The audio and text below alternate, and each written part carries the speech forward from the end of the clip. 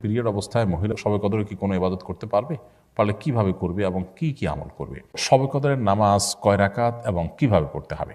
সাদের রমজানে কি বিশেষ কোনো ফজিলত আছে? অনেক সময় ফজর আজানের আগেই নামাজ পড়ে ফেলি ঘুমের জন্য, এটি কি নামাজ হবে? কিভাবে আল্লাহর পথে ফিরে আসতে পারি এবং আল্লাহর পথে নিজেকে ধরে রাখতে পারি? ঈদের সালাত জামাতে পড়বো নাকি তাহাজ্জুদের সালাতের সাথে পড়বো, কোনটা উত্তম? রমজানের শেষ দশকের গুরুত্বপূর্ণ দিনগুলো অতিবাহিত হচ্ছে, এই দিনগুলোতে আমাদের কি করা উচিত? আরিফুর রহমান লিখেছেন, সাদের রমজানে কি বিশেষ কোনো ফজিলত আছে? ২৭ রমাদানকে আমাদের দেশে মানুষ শবে কদর বলে, সেজন্য এটাকে এত গুরুত্বের সাথে আমাদের দেশে উদযাপন করা হয়। যদিও নবী করিম সাল্লাল্লাহু আলাইহি ওয়াসাল্লাম লাইলাতুল কদর সম্পর্কে, শবে কদর সম্পর্কে বলেছেন, তাহারু লাইলাতুল কদর ফিল ভিতরি মিনাল আশরিল আওয়াখির মিন রমাদান, রমজানের শেষ দশকের বেজোড় রাতগুলোতে বিশেষভাবে তোমরা লাইলাতুল কদর তালাশ করো। তো তিনি নির্দিষ্ট কোনো রাতের কথা বলে দেননি। সো ২৭ তারিখকেই একমাত্র হলফ করে লাইলাতুল কদর বলাটা এটা আমাদের ভুল।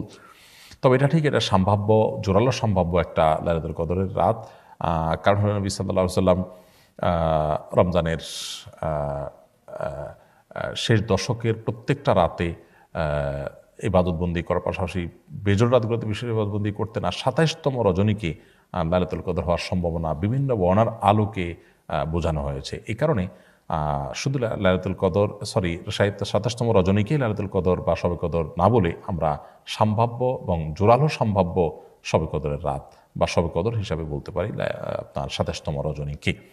আমিনা পাটোয়ারি আপনি লিখেছেন, অনেক সময় ফজর আজানের আগেই নামাজ পড়ে ফেলি ঘুমের জন্য, এটি কি নামাজ হবে? বোন আমিনা, ফজরের ওয়াক্ত হওয়ার আগেই যদি আপনি নামাজ পড়ে ফেলেন তাহলে নামাজ হবে না। আজান যদি ওয়াক্ত হওয়ার পরে মুয়াজ্জিন সাহেবরা দেয়, আপনি শিওর হলেন যে হ্যাঁ এতটা এত মিনিটে ওয়াক্ত হয়, আপনি তারপরে নামাজ পড়লেন, তাহলে নামাজ হয়ে যাবে। আর যদি যেই টাইমে নামাজ হওয়ার কথা ঠিক তার আগে নামাজ পড়েন, তাহলে সেক্ষেত্রে সেই নামাজ আপনাকে পুনরায় পড়তে হবে। কারণ আল্লাহ সুবহানাহু ওয়া তাআলা কোরআনে কারিমে বলেছেন, ইন্না সলাতা কানাত আলাল মুমিনিনা কিতাবাম মাওকুতা, নিশ্চয়ই সালাত ইমানদারদের জন্য নির্দিষ্ট সময়ে পড়াটাকে অপরিহার্য করা হয়েছে। সো সেই কাজটি আমাদের করতে হবে। এমডি এমন হোসাইন আপনি লিখেছেন, কিভাবে আল্লাহর পথে ফিরে আসতে পারি এবং আল্লাহর পথে নিজেকে ধরে রাখতে পারি?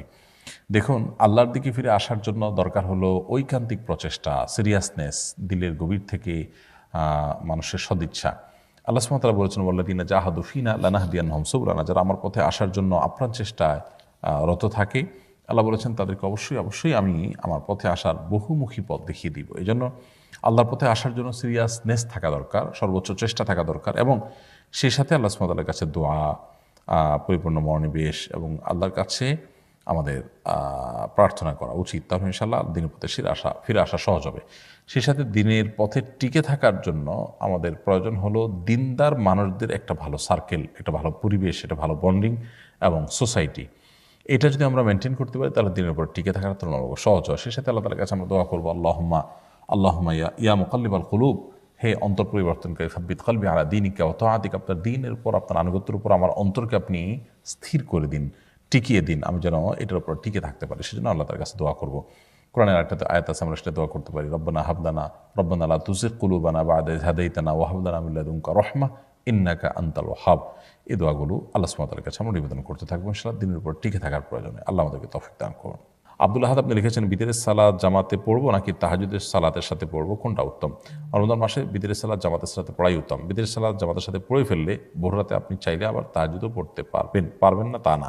তবে সাধারণ অবস্থাতেই নবী সাল্লাল্লাহু আলাইহি ওয়াসাল্লামের নির্দেশনা হলো যে আলু আখিরা সালাতিকুম বিল্লাইল, ভিতরে তোমাদের রাতের শেষ নামাজ যেন ভিতির হয়। তো এই রাতের শেষ নামাজটা যেন ভিতির হয়, এটা সাধারণ বিধায় সবসময় এটা চেষ্টা করা উচিত। কিন্তু রমজান মাসে যেহেতু সুন্নাহ হলো, সাহাবা ইকরাম এবং খোলাফায়ে রাশিদিন সুন্নাহ হলো তারাবির সাথে ভিতির পড়া, অতএব আমরা সেটাই করব। এরপরে ভোর রাতে কেউ তাহাজ্জুদ পড়তে চাইলে সেটাও পড়া যাবে, সেটা অপশনের কারণে, অর্থাৎ এটি মূল বিধান নয়। তবে যেহেতু রমজান মাসে আমরা তারাবি পড়ার পর, তার ভিতির পড়ার পর আবার সুযোগ থাকছে ভোর রাতে তাহাজ্জুদ পড়া, সেটা আমরা চাইলে করতে পারি। এরপরে প্রশ্ন হলো, রমজানের শেষ দশকের গুরুত্বপূর্ণ দিনগুলো অতিবাহিত হচ্ছে, এই দিনগুলোতে আমাদের কি করা উচিত? রমজানের শেষ দশকের ৫টি দিন অতিবাহিত হচ্ছে, আর সামান্য কয়েকটা দিন বাকি আছে। প্রিয় নবী সাল্লাল্লাহু আলাইহি ওয়াসাল্লাম রমজানের শেষের দিকে সেই ইবাদতবন্দেগীর পরিমাণ আরও বাড়িয়ে দিতেন।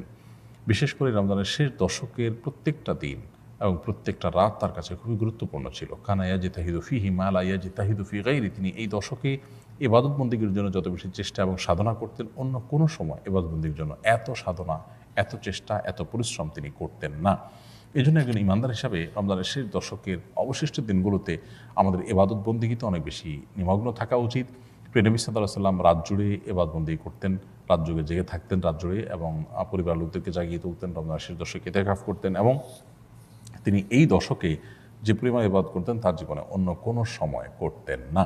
তো প্রিয় নবী সাল্লাল্লাহু আলাইহি সাল্লামের এই আমলটা আমাদের মধ্যে থাকা উচিত। বিধায় অবশিষ্ট সময়গুলোকে আমাদের কাজে লাগানো দরকার। ঈদের কেনাকাটা কিংবা গ্রামে যাওয়ার ব্যস্ততা যেন আমাদের রমজানের শেষ মুহূর্তের ইবাদত বন্দেগী থেকে আমাদেরকে দূরে সরিয়ে না দেয়। আমরা অনেকেই খুব দুর্ভাগ্যজনকভাবে রমজানের শেষের দিনগুলোকে আমরা নষ্ট করে ফেলি, অথচ এই দিনগুলোর গুরুত্ব আরও বেশি এবং মর্যাদা আরও অনেক বেশি। লাইলাতুল কদর এই দশকের মধ্যেই রয়েছে। সো এই দশককে আমরা সর্বোচ্চ ইবাদতের মধ্যে কাটাবার চেষ্টা করি। ফারজানা হোসেন চৌধুরী আপনি লিখেছেন, পিরিয়ড অবস্থায় মহিলারা সবে কদরে কি কোন ইবাদত সবে কদরে কি কোনো ইবাদত করতে পারবে? পারলে কিভাবে করবে এবং কি কি আমল করবে? পিরিয়ড অবস্থায় মা বোনরা সবে কদরে ইবাদত অবশ্যই করতে পারবেন।